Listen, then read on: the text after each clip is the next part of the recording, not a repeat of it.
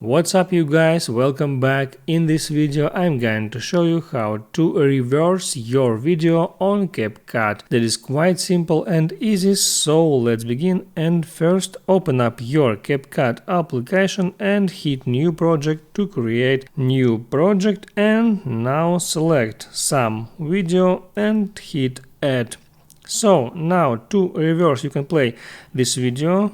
And to reverse that video, just tap there on timeline, and among these options scroll to the left until you find reverse. It's right there, tap on reverse, and now you need to wait for some time, and that's it, reverse applied. You can tap play button to see that this video is really reversed. Now you can tap on that button to save that video to your gallery, and then you can upload this video anywhere you want, like TikTok, Instagram Reels, YouTube Shorts or whatever. Make sure you like this video if it was helpful for you, and see you next time.